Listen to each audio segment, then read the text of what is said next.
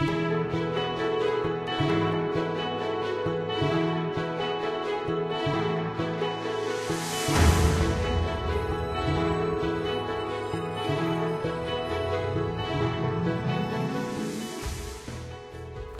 to this week's Community Update. I'm Cole Sellers, and with me today is Commander Tim Hicks, the Director for Safety and Security in the District.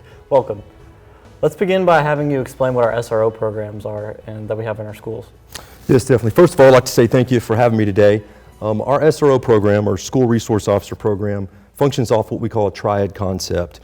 First of all, being police officers, we're there to try to keep our staff and our students safe as possible. We're also there to investigate any types of criminal offenses that may occur on the campuses, although I'm happy to say that's a rare occurrence here at Midlothian ISD.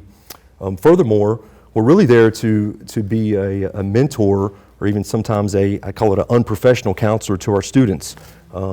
We would prefer, obviously, that if they have issues, they talk to their parents or their counselor or teachers, coaches, but we also want to be there so that they can talk to us really about anything that's bothering them, anything that they may hear that they think that we need to know about as police officers and investigate, but just be a mentor to them. And then lastly, we're also there to educate them, again, as really non-professional educators, as far as, obviously we're not teachers, but we want to educate them on things, for example, the transportation code for our new drivers, what to do when you get pulled over by a police officer. So there's a lot of educational opportunities that we have that, again, we can teach them things about law enforcement that helps prepare them for their adult life. We really just want to be there, again, to keep the schools safe and do our part to make sure as our students graduate that they just become productive members of society. So some school districts have their own police force while we have our SRO officers. What is the difference between those two? There's really, there is some differences. I wouldn't say that there's anything bad about having an ISD police department, but as you know, with our model, we are Midlothian police officers that are assigned to work the schools. And what that allows us to do on the police side is we all train together still. We train with all of our patrol officers and everybody else. So if there is some type of critical incident, we all know each other, we have the same training, and everybody knows what the other is trying to accomplish. And so that's a great benefit. Along with also being Midlothian city police officers, we're able to develop a really good relationship with our MISD partners. Obviously, you're here to protect the students and staff, but there's more to your day than just that, correct?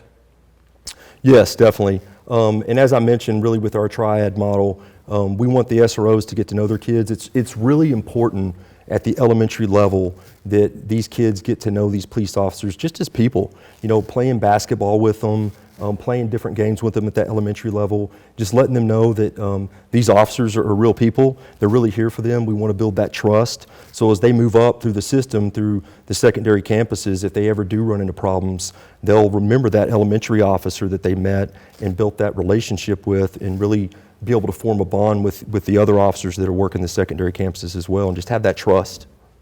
Let's talk about the safety drills on campus. Some say that they interrupt the learning in the classroom, but they are important.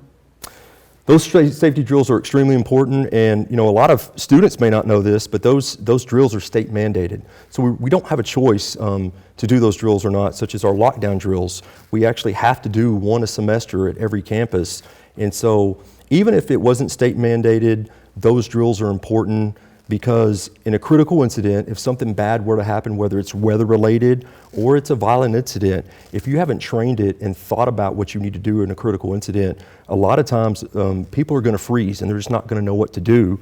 And we want to prevent that by doing these drills and making sure that everybody is aware of what to do if there's tornadic weather, what to do if we have some kind of other incident outside of the school, and to put people in a position just to stay safe. Over the past 20 years, we've observed an escalation of violence across schools in America. How can we all help cut down on the violence and negativity we all see around us? That's a very good question, and you're right. Over the last 20 years or so, I think a lot of people are familiar with Columbine High School in Colorado, and that incident happened in 1999.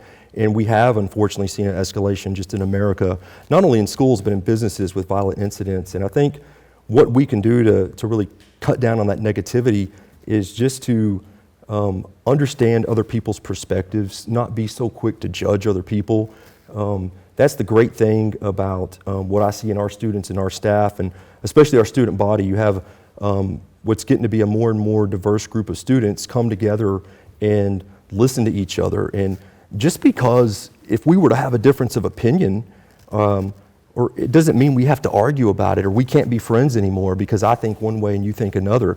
We need to really respect those opinions, listen to each other, and that really goes a long way to creating a positive environment and just that respect for other people to have their own opinion and their own views.